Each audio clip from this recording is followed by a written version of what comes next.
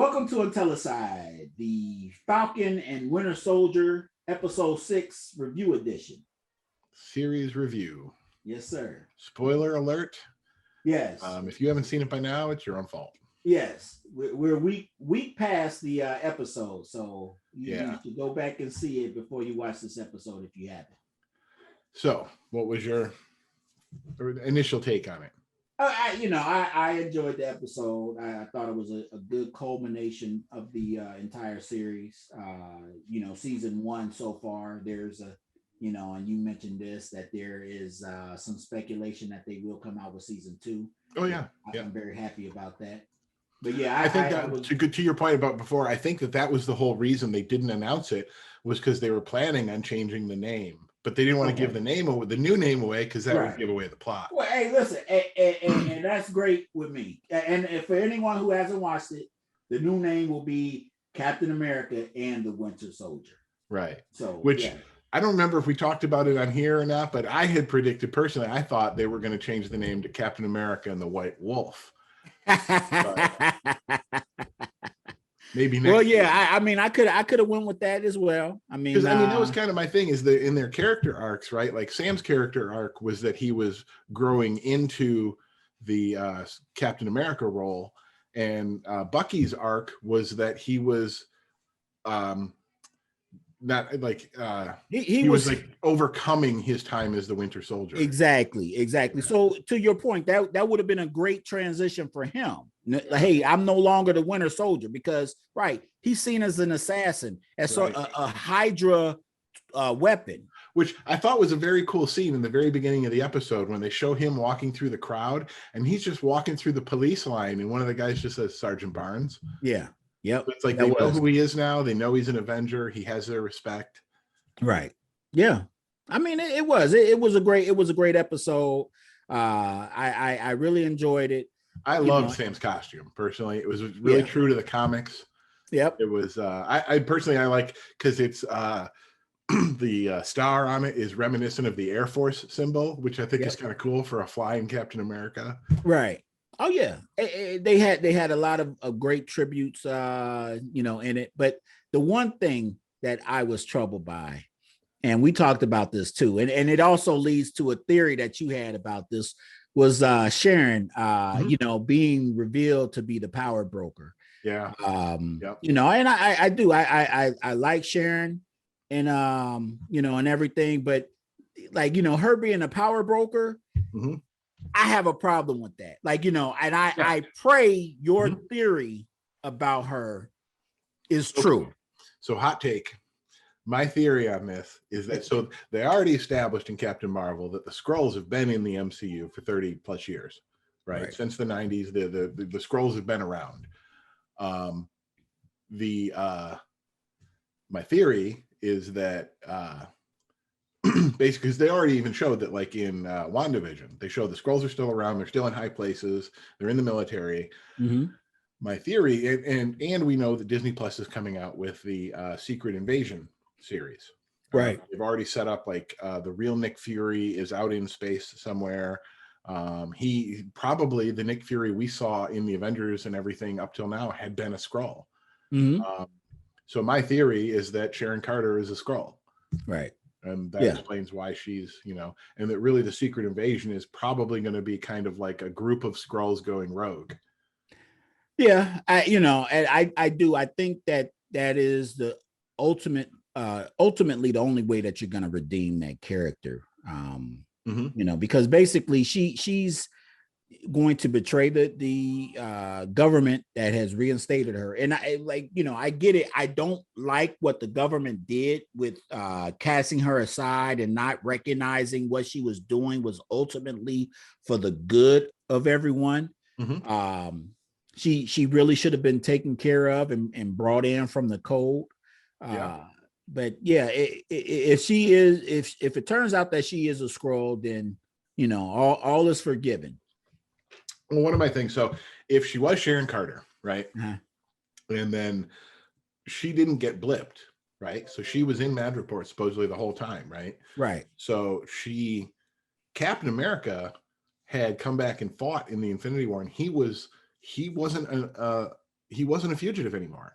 So for those 5 years in the United States, Sharon probably could have come back, because like they had already forgiven Captain America. Like they probably wouldn't have been that hard. But the whole thing was, if you're not from Earth and you really don't care about like local governments and like which country you might, that would explain her whole attitude. Well, it would. It would. And you can also say that let's say the real Sharon Carter was the one that stole the shield and the Falcon suit.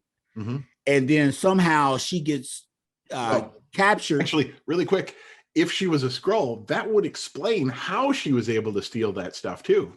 Well, it could. But what I'm thinking was that, the real Sharon Carter could have stolen that, and then you could say that she was abducted by the Skrulls and placed aside, and then that's why she never cared about being reinstated or pardoned, etc. I always thought that was a little bit of a before now I consider that a piece of bad writing when they just say, oh, Sharon Carter just went and stole that stuff. I'm like, I'm sorry, I get that she's a CIA agent and all that stuff, but how did she steal Captain America's shield and those wings like by herself? Like, even if she's a CIA agent, that didn't really make a lot of sense. Like, how was she able to pull that off? It just seemed like there was a lot like just covered, like, oh, don't even worry about that. She was just able to, it's one of those things, man, you can't cover in a film, bro. If she was a Skrull, that would explain the whole thing. That would have made it so easy for her.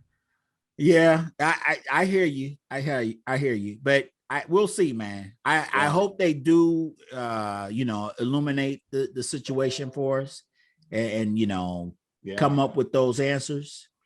But we'll see. Yeah, we'll see. I mean, it'll be interesting. We know that Monica Rambeau was called into space, at the end of WandaVision. Right. So we'll probably see her in the Secret Invasion. I wouldn't be surprised if we saw Sharon Carter also had been called to space. If Sharon Carter had actually done like a high level, like if she was really like Peggy Carter's niece and a high level SHIELD agent and all that stuff, and something was really going on and the real Nick Fury needed people he could trust, I could totally see where he would have called the real Sharon Carter to help. Well, okay, so I can't really remember the ending of Captain Marvel that well, but the way I took it was that Nick Fury has been out in outer space since the end of that movie. I mean, yeah, it's kind of how I took it too. Right. So, this Skrull that's been impersonating Nick, Talos, I think his name is. Would he have thought about Sharon Carter and if Sharon Carter was because she would have been a child at that point or maybe not even born, would he have really thought about her like that? That's a good point. How old would Sharon have been back in the 90s when that happened? Yeah, I don't know. So yeah, those are questions that we'll need answered. So okay, what did you think of the end with what he did for Elijah? Oh, I thought that was fantastic, man. I mean, this man and the trauma that he had gone through, in this country. I mean, there's nothing that he could physically do to, undo that. But this was as close as he could come, and one of the big things was that, hey, to recognize what had been done to him and to pay homage to that. Yeah. I agree. Yeah. I thought it was touching. I mean, I cried when I saw it because it was one of those things where his whole story was one where it was like he was stuck in such a hard place, right? Like he couldn't come out in public because, like he said, like if he came out in public, he'd be dead within a day. Right. And so it was like, he wanted to do something for him. He knew he couldn't go public with it. And like you said, this was like the best thing he could do to have his story acknowledged and recognized and put out there, right, without putting him in danger. Yeah. I mean, and it set up the fact that he brought Eli with him. So that Eli, in his look in that whole thing, when Eli's sitting there and he's got his hand on his shoulder and Eli's, it totally set up why Eli would then be inspired to go become the Patriot later on. Yeah. Yeah, I mean, it was nicely done. Um, I really do hope that people understand that, you know, this whole series, and we mentioned it before, that it's about race. Right. And the fact that there could have been a black Captain America before, that Sam Wilson wasn't even considered to become Captain America. I mean, you know, like, so when Sam says, here's the shield or whatever to display it, why didn't someone say, hey, look, Sam, we need a new Captain America. Why don't you take the mantle? You know, it's one of those things that I think, in my opinion, that it wasn't the government's place to name a Captain America, especially after Steve had basically. So when they initially named Steve, right, it was a big PR thing, and then Steve basically took the name for himself and went rogue and stopped obeying orders, and he went and became a hero for doing the exact same thing Elijah did, going and rescuing those prisoners of war. But that was kind of what made Steve who he was he was willing to go against the government. He wasn't the U.S. government. The U.S. government wasn't what made him Captain America. Right. What made him Captain America was the fact that he stood up for what he believed in, even if he had to go against the government to do it. Right. And so that was, you know, when John Walker comes in and the government gives him the shield, and he even says it a couple of times where he's like, you know, government, and he points at himself like he is the government. Right. Like, that was the whole, you know, they didn't understand what made Captain America. So really, to me, I loved it when Sam, because they even, and this was, I thought, brilliant. They started the series, the very first episode, the very beginning of the very first episode, played the audio of their conversation when Steve gives him the shield.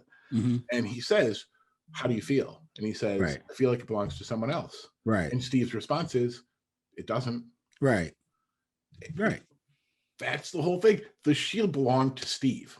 It was Steve's to give that mantle right to somebody else. So Steve gave it to Sam. It was always Sam's. He right. was always right. I totally agree with you. I mean, up to him. The whole arc was him internalizing, accepting it, and becoming it. Right. He didn't need the government to give it to him, except for the Wakandan government. But you know, I thought it was great. Well, right. I mean, he did need to make that move himself mentally, that adjustment. I'm just saying that from the perspective of the government, the people that chose John Walker, and Sam gives you the shield. I'm just trying to point out that no one thought that, hey, Captain America gave you this.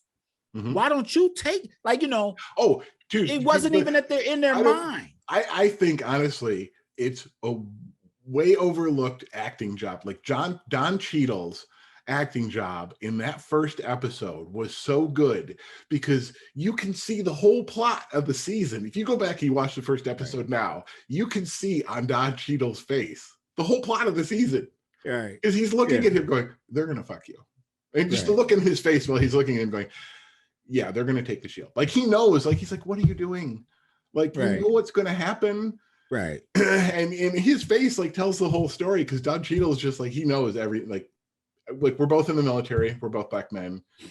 I know exactly what's going to happen. How do you not see this coming? Right.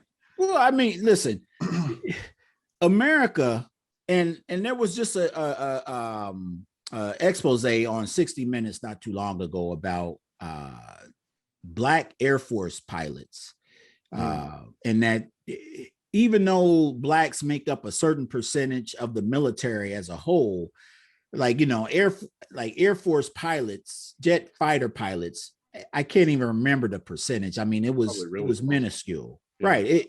And you know, like, one of them, a black jet fighter pilot, he talked about the discrimination and the ridicule that he's dealt with before. And so, right, I believe that's a problem where people don't see, like, a black man can represent America, you know. And we can look at you know, with President Barack Obama, like, oh, he's not my president. He's a Muslim. He's this, he's that. You know, why can't he represent America. I mean, this is a college educated, man. Well, it's the people who say that kind of thing, right? When they say America, they're talking about something that never existed in the first place. They're talking about this idealized version of a white picket fence, white America that has never really existed. And if you really study history and you look at the reality of America and like the reality versus what the rhetoric was, right? Like, you know, the founding documents and everything are spelling out a goal, an ideal. Right. And we've like all men created equal, right? Like he wasn't stating the way things are right now. He's stating the way that it was a goal. It was an ideal. Right. And so to me personally, I thought Barack Obama represented America perfectly. Yeah. I just that's part of the thing. Even like, and this is the sad part of it, right? Barack Obama represented America perfectly in being a person of mixed heritage from a variety of places around the world, with a wide scope of experience, right? Who received enormous amounts of ignorant hate, right, for just being who he was, and that is so America. Oh yeah, it absolutely is. If you look, like you said, if you look at the history of this country, we have had a problem with race for so long, and this series was able to show how that impacts people's decisions, how people are treated differently, our expectations. But it also gave, with this last episode, that if we can look past those things, if we can look past this shell that I'm in, like, and just treat me like Dr. Martin Luther King said, just treat me on the content of my character, right? We would be so much better for. And I'm very, very hopeful, for Sam, taking this mantle of Captain America now. And not like, listen, Anthony Mackie, anybody who's followed him on social media, he loves the MCU. I mean, he's like a kid in a candy store, with this role, and I'm happy for him as well. Yeah, me too. I heard they announced that they're going to do a Captain America 4 with him as the role of Captain America. I'm looking forward to that. That should be great.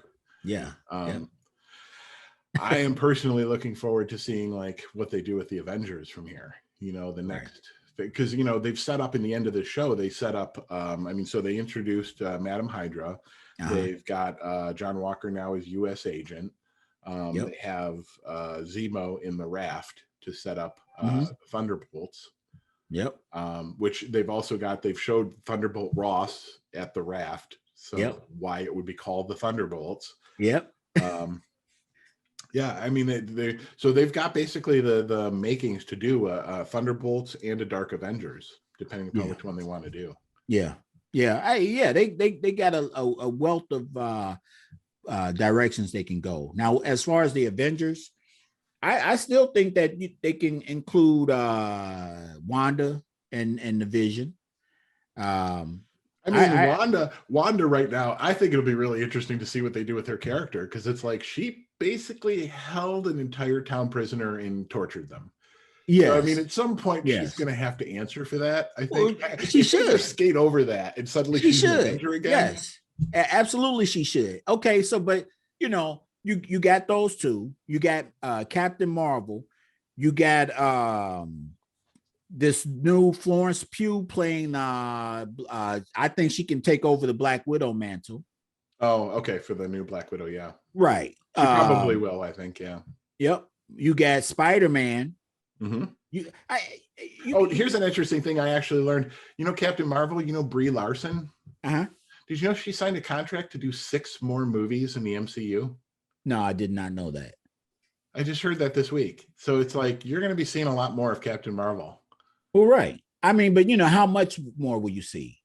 6 how more much movies worth. well, right, but I mean, you I'm know, curious to know like what they work into the contract if one movie equals 2 hours of content, so she does like 1 6-hour show, does that worth 3 movies? well, again, like, you know, it could be okay. She stars in another Avengers movie.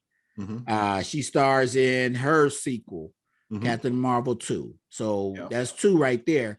Then is she right? She does a guest star appearance in maybe two movies. I mean, if they do a Secret Invasion, I would be surprised if she didn't show up.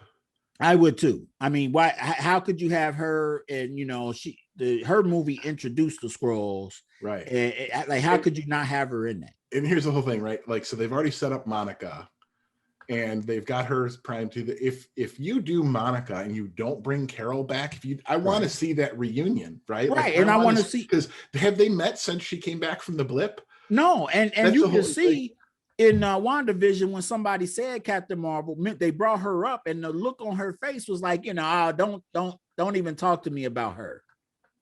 In WandaVision? Yeah, you don't remember that? When Monica was like that?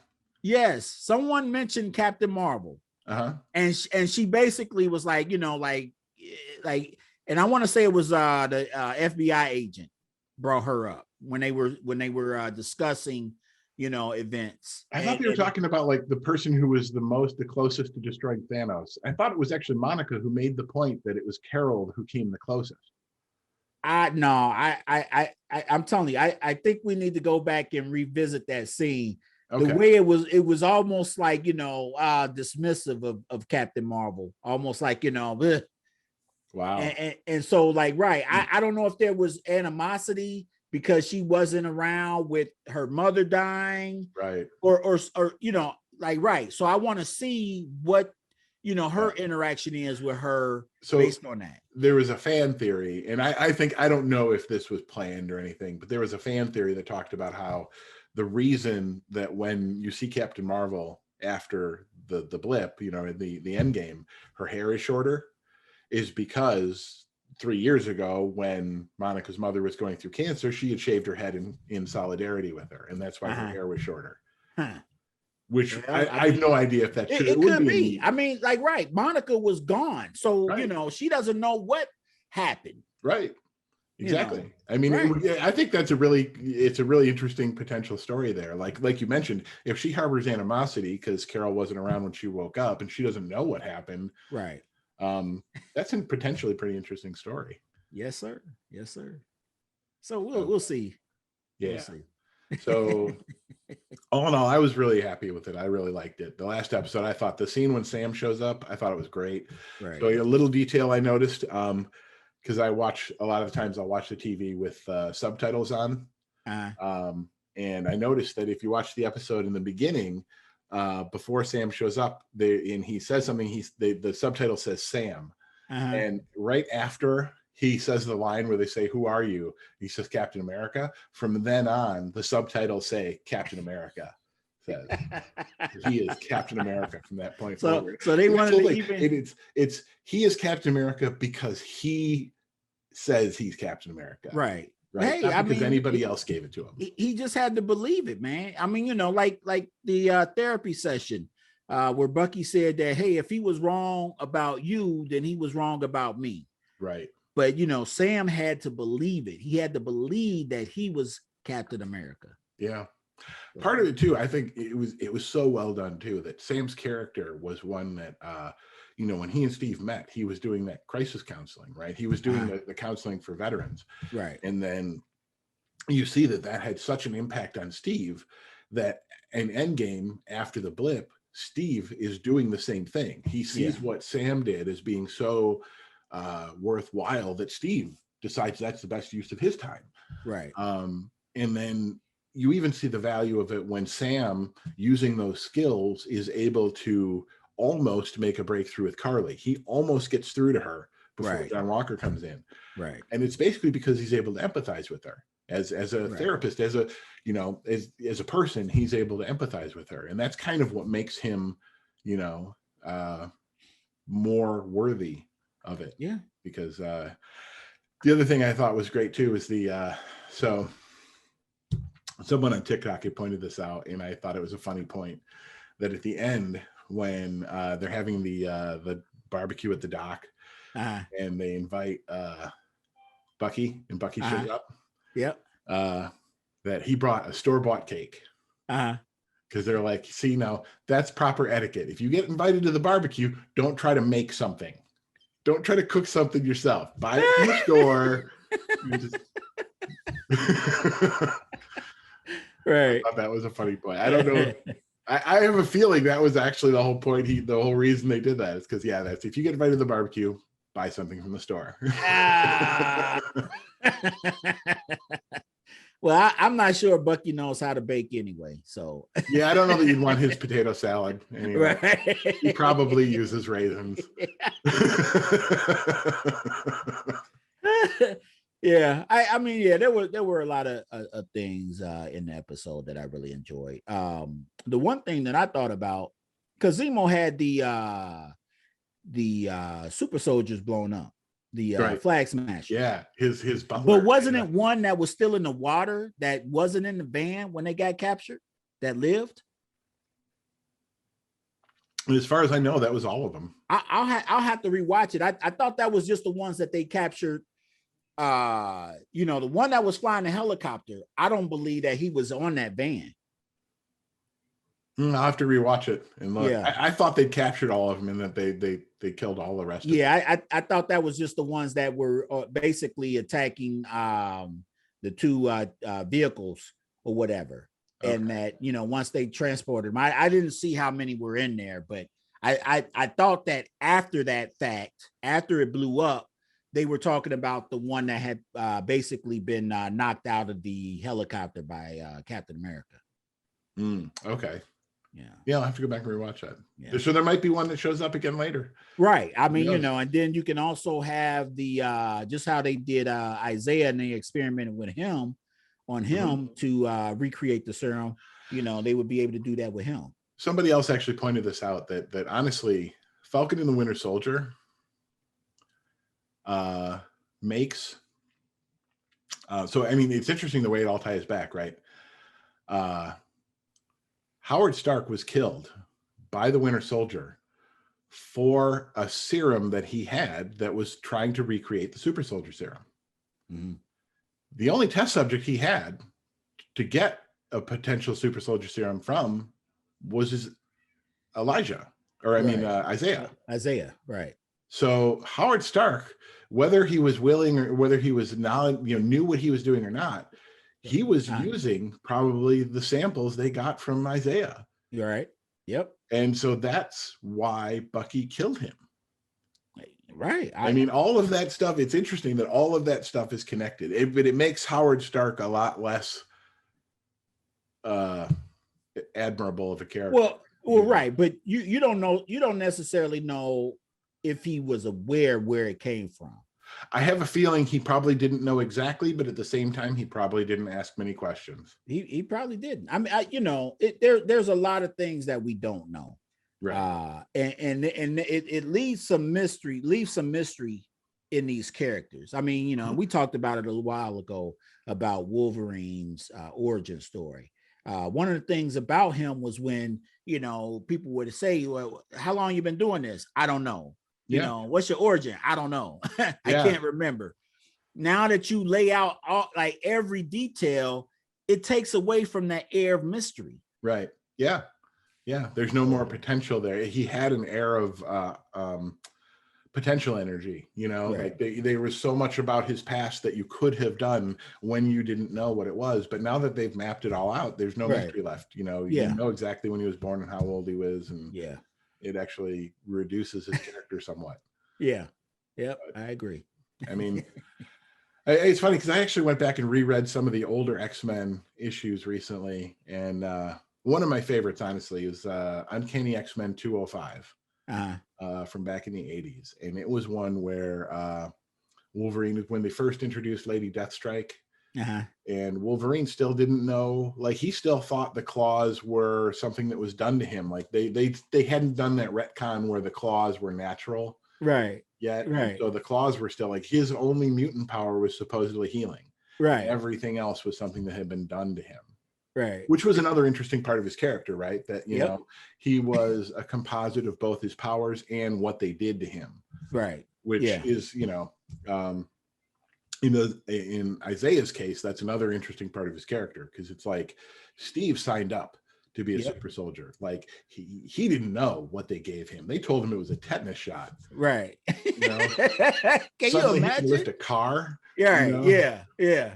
Can you imagine that, you know, like, while some people will see that as a gift, I mean, wouldn't you want to know? I mean, you know, like, hey, are you okay with this? You know, it might kill you, but it might also give you abilities. Some people might be willing to take that gamble. Others might be like horrified, like, hey, you know, what? Yeah. It's, you know, it's funny. Actually, I noticed that in the scene where Sam is there talking to Isaiah. Did you notice that he basically, like, he's supposed to be an old man at this point, right? But he's like doing his gardening, and he picks up this giant planter with a tree that normally would weigh like 200 pounds, and he picks it up, sets it on the porch. You know, just think about this, man. There's like casual strength. You know, hey, I just want to go and open something, or, you know, sometimes you do something and you're like, oh man, like you don't even realize how forceful you're being. Yeah. Now you got the power to kill somebody with your bare hands, like the way he swatted that can or whatever it was, and it embedded in the wall. Can you imagine the restraint you would have to have? So, like, you know, I can't play flag football or you know, just a friendly game of football anymore. I might kill somebody if I tackle them. To be honest, I don't know about you. I saw that scene and I thought to myself, I'm surprised Elijah or Eli is not a much more polite young man. Like, if he mouths off to him once, you know, could you see that? Like, he mouths off to his grandpa once. It's like, when he says, like, I'm going to smack you into next week. Like, he might be taking his frustrations out because he can't backtalk his granddaddy on other people. Like, you know, everybody else gets it, but when granddaddy says jump, I'm jumping. You know, I kind of suspect, and I don't have any, you know, proof of this, but it kind of made me suspect that in the show, Eli already has his powers, which might be part of why he's so cocky. I hope so, man. I really do. I mean, I'm telling you, I pray that's the direction that they're going in, man. They got to have Patriot on the Young Avengers. Oh, yeah. They have to. Oh, yeah. I agree. Yeah. Well, but it's... yeah, I mean, they probably, I'd be curious to see how they do it. Like, will they roll him out as part of the Young Avengers, or introduce him bring him back in the Hawkeye show, you know, to start rolling out the team? Well, to me, the way that you could do it is now he feels more comfortable with, you know, people knowing the legacy of his grandfather. And now he is aspiring to fulfill the potential that his grandfather had and that was never realized. Right. So that to me could be a good way to introduce the character. Another one might be where his grandfather, you know, like, you know, encourages him to go out there. Hey, you know, it's different now, you know, and I realized that, you know, maybe I was wrong. Maybe he has a change of heart after watching Sam. Exactly. So, you know, go out there and, you know, represent our family. Right.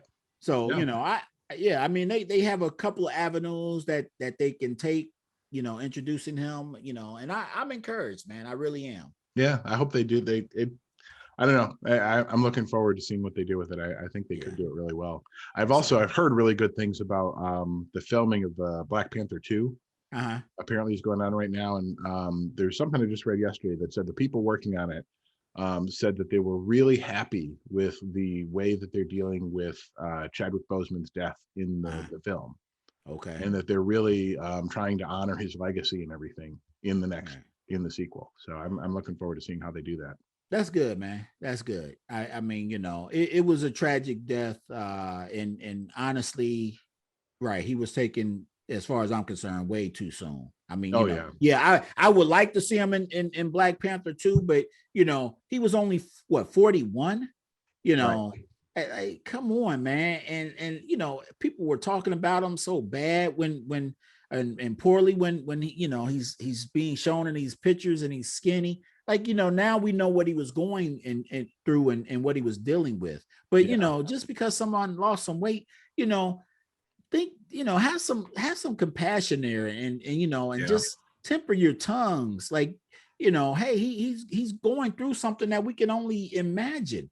And and it was terrible. I mean, colon cancer is not a good death, man. Right. Yeah, it's horrible. Right. So I think we're pretty much at our time limit. This has been great. Yes, so what do you give it out of 5 stars? Oh man, I'm gonna give it a 4.5, man. Okay, I'm gonna give it 5. I loved it. I thought it was great.